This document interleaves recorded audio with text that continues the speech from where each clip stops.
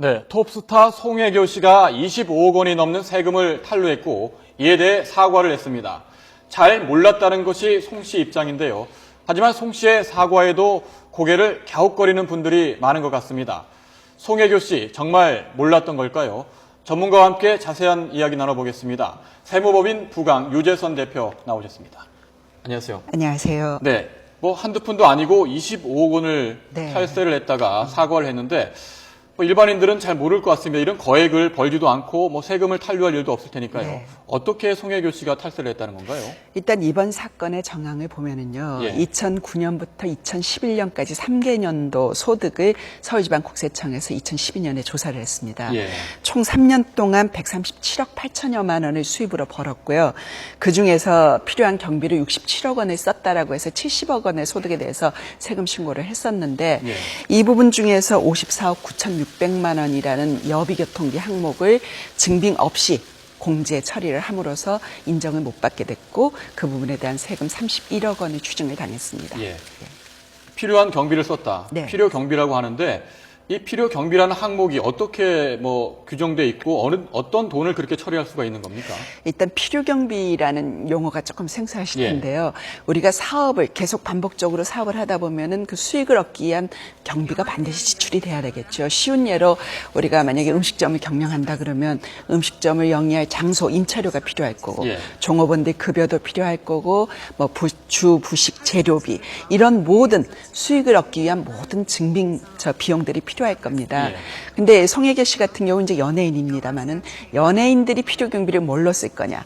예를 들어서 광고 촬영을 뭐 해외로 간다 그러면 뭐 해외 출장 그 여비 예. 그런 것들 필요할 거고 뭐 헤어 메이크업 여러 가지가 필요하겠죠. 근데 통상적으로 연예인들은 이런 체재비 운임 같은 경우에도 섭외를 요청하는 회사에서 부담하는 경우가 많고 협찬이라고 하는 협찬도 많이 받고 그래서 실질적으로 일을 하다 보면 이 필요 경비로 공제받을 수 있는 항목이 상당히 제한돼 있습니다. 그렇군요. 네. 예, 보통 탈세를 하는 경우를 보면은 네. 뭐 관련 없는 영수증을 제출하거나 가짜 네. 영수증을 제출하는 경우가 많은데 네. 송혜교 씨 같은 경우에는 아예 영수증을 제출하지 않았다고요. 이게 참 이해하기 어려운 경우입니다. 세금을 줄이거나 이렇게 좀 적게 내려고 하는 욕구는 누구에게나 있어요.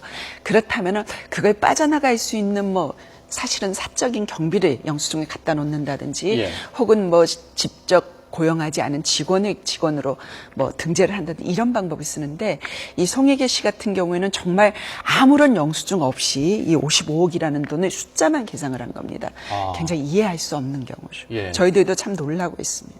그렇네요. 예. 이해할 수 없는데요. 송혜교 씨가 이번 사건이 불거지자 뭐 영화 시사회였는지 모르겠습니다만 기자회견 장소에서 공식적으로 사과를 했는데요. 저희들이 현장 화면을 이번 주에 들어온 게 있습니다. 함께 보시죠. 네.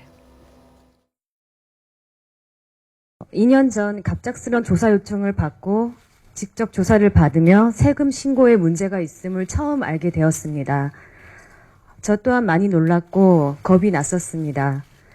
그래서 누락된 세금과 가산세를 모두 납부하여 즉시 저의 실수를 바로잡고자 했었고 또한 이에 대해서 어떠한 의혹도 남기지 않고자 노력했었습니다. 모든 것은 저희 무지에서 비롯된 저의 책임입니다. 이 자리를 빌어 모든 분들께 진심으로 사과드립니다. 저의 잘못은 온전히 제가 짊어지고 책임질 몫이라고 생각합니다. 다만 송구스럽지만 영화는 제 개인의 문제를 떠나 제 몫의 평가를 받을 수 있도록 도와주시길 머리 숙여 부탁드리고 싶습니다. 네. 한마디로 정리하자면 잘 몰라서 세금을 덜 냈다라는 건데 좀 이해가 가시는지요? 모를 수는 있을 겁니다. 예를 들어서 이해를 못할 수는 있을 겁니다. 근데 그 과정을 설명 듣지 않거나 세무대리인이 임의로 그렇게는 처리했다고 보기가 어려울 것 같습니다. 예. 보통 지금 송혜교 씨처럼 톱스타의 경우에는 뭐 수입이 굉장히 많지 않습니까? 그렇습니다. 137억 이 정도 3년 동안 예. 벌어들였는데 개인이 어떻게 세금 처리를 할 수 없으니까 대리인을 통해서 세금 처리를 하는 경우가 대부분이지 않습니까? 네, 네. 그런데 세무 대리인이 이렇게 연예인의 뭐 의견을 제대로 듣지 않고 독단적으로 비용 처리를 하는 경우가 있습니까? 어떻습니까? 없습니다. 정말 힘든 경우고요. 예. 우리 시청자들께서도 뭐 5월달 종합소득세 신고 기간이 되면 사업하시는 분들은 세금 조금이라도 더 줄이기 위해서 세무사하고 계속 확인을 하고 예. 또 뭐 영수증 하나라도 더 챙기려고 하는데 이 55억이라는 비용을 영수증 없이 세무 대리인이 독단적으로 처리했다? 이해할 수 없는 이야기입니다. 네, 한마디로 그런 일이 있을 수 없다. 네. 무지에서 비롯됐다는 말도 좀 더 이해하기 어렵다 이런 말씀이군요. 예를 들어서 이제 세금 산출 과정이 복잡하고 설명을 해도 못 알아들을 수는 있겠죠. 그래서 못 알아듣고 알아서 해주세요라는 얘기를 했을 수는 있겠습니다. 뭐 진실은 송혜교 씨 본인이 가장 잘 알겠습니다만은 예. 신고 때마다 세금 문제로 머리를 싸매고 있는 우리 성실한 납세자들이 들으면 정말 허탈할 이야기죠. 예. 만약에 말이죠. 세무 대리인과 짜고 의뢰인이 짜고 세금을 탈세했다면은 어떤 처벌을 받게 되는 겁니까? 사실은 이게 이제 짜고 고의 뭐 이게 부정의 방법 이게 증명이 상당히 어렵긴 합니다만 예. 이렇게 고의로 세금을 탈루하게 되면 탈세한 본인뿐 아니고 세무 대리인까지도 조세범 처벌법에 의해서 형사 처벌이 됩니다. 더욱이 송혜교 씨 같은 경우에는 이제 추징세액 고의성을 이제 뭐 인정하기 어려운 경우인지는 몰라도 세금을 추징하는데 그쳤는데 형사 처벌을 받게 된다면 2년 이하의 징역도 가능하고요. 세무 대리인의 경우에는 그 세무사법에 의해서 징계 절차에 들어갑니다.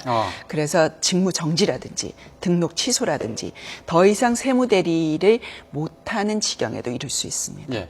그런데 더 심각한 것이 이 송혜교 씨 변호사가 밝힌 내용인데요.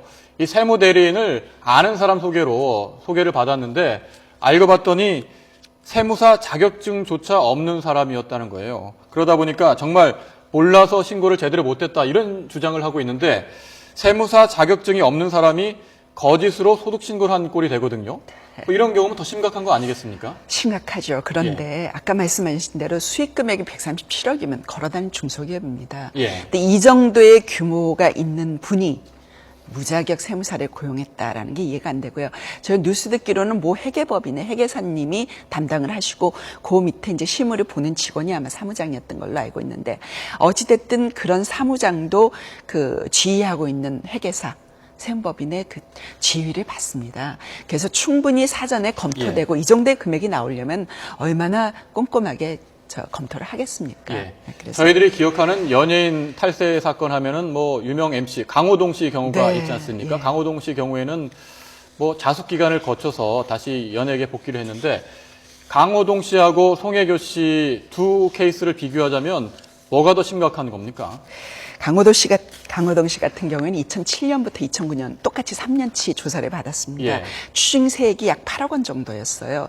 그러니까 추징세액의 규모도 이건 많이 차이가 나고요. 강호동 씨 같은 경우에는 사실은 증빙들이 다 붙었습니다.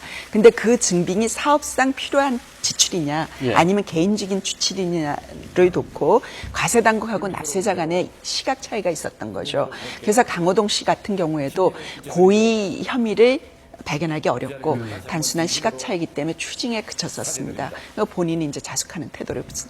근데 이번 송혜교 씨 같은 경우에는 그 탈세의 방법도 이해하기 어려운 방법이고 또 탈세액의 규모도 그 강호동 씨하고는 또 비교가 안 되는 상황이어서 굉장히 논란이 뜨거운 것 같습니다. 송혜교 씨의 경우가 더 심각하다 이렇게 볼 수 있다는 말씀이죠. 많이 심각하죠. 더 훨씬 많이 심각하다. 예. 어떻게 보면 정말 이렇게 탈세를 할 수 있었을까 이해가 안 되는 거예요. 네, 또 한 가지 지적할 부분은 송혜교 씨의 경우에는 탈세가 2012년에 네. 발각돼서 금액을 냈지 않습니까? 강남 세무소에서 담당을 했는데 이 부분에 대해서 감사원에서 조사를 해봤더니 축소한 의혹이 있다 이런 지적이 있지 않았습니까? 어떤 네. 부분이 그랬습니까? 2009년, 10년, 11년 조사를 2012년에 받을 때는 서울지방국세청에서 받았습니다. 예. 주소지는 강남 세무서에도. 근데 이제 감사원이 2014년에 감사를 하면서 이렇게 3개년도 일반적으로 조사는 3개년도치를 합니다. 근데 조사 과정 중에 그 탈루세액이 심각하거나 계속 반복적일 경우에는 그 이전까지도 소급해서 조사를 하게 했는데 요 3개년만 딱 조사하고 안 했다라는 거죠. 감사원의 얘기는. 그래서 그 이전 것도 들춰보자라는 지적이었고요. 들춰보다 보니까 2007년도, 2008년도도 혐의가 있는데 우리가 세금을 추징할 수 있는 기간은 부가제척기간이라 그래서 5년간 추징할 수 있습니다. 예. 그러다 보니까 5년이 이미 지나버린 2007년도는 넘어가고요. 2008년도 분에 대해서 비슷한 사안으로 7억 원의 세금을 또 추징을 합니다. 올해 4월에. 예, 그렇게 적발이 됐었던 거죠. 이 부분도 뭐 유명인 봐주기 아니냐 이런 논란이 있는데 봐주기라기보다는 3년치 하면서 워낙 이제 탈루세액이 많았고 이러다 보니까 넘어갔는데 감사원에서 2008년도도 추징해라. 과거 것도 추징해라. 네, 이렇게 됐군요. 지적이 예. 된 것 같습니다. 송혜교 씨 같은 경우에는 2009년에 모범 납세자상을 받은 걸로 기억을 하고 있는데 네. 그러니까 더 이번 케이스에 대해서 네. 뭐 그럴 수 있느냐 이런 말이 나오고 있거든요. 그렇죠. 예. 예. 사실은 이제 모범 납세자 선정부터 잘못됐다라는 뭐 지적들도 나옵니다. 우리가 국세청에서 모범 납세자 지정을 할 때는 예. 실질적으로 이렇게 모범적으로 납세 활동을 한 사업자들도 선정을 합니다만은 이런 연예인들 같이 지명도가 있는 분들을 선정해서 납세 홍보에 이용을 하기도 예. 합니다. 근데 송혜교 씨 같은 경우에는 모범 납세자상을 이용했다라고 보기는 조금 어려울 것 같은 게 2009년도 모범 납세자였는데 2009, 2010, 2011년뿐만 아니고 2008년도 분도 감사원 지적에 따라서 예. 추징을 받았는데 비슷한 사례였던 것 같아요. 그래서 그 이전부터 본인이 인지하든 안 했든 계속 반복적으로 동일한 수법으로 탈세가 이루어졌다라고 짐작이 됩니다. 상습 탈세로 규정할 수 있겠군요. 아마도 처음 시작할 때 아무런 문제의식 없이 시작을 하다 보니까 뭐 올해도 내년에도 그 정도만 내면 되지 않겠느냐라는 쉬운 생각을 하셨던 것 같습니다. 끊이지 않는 연예계 탈세 송혜교 씨 경우를 두고 자세히 분석해봤습니다. 지금까지 유재선 대표였습니다. 고맙습니다. 감사합니다.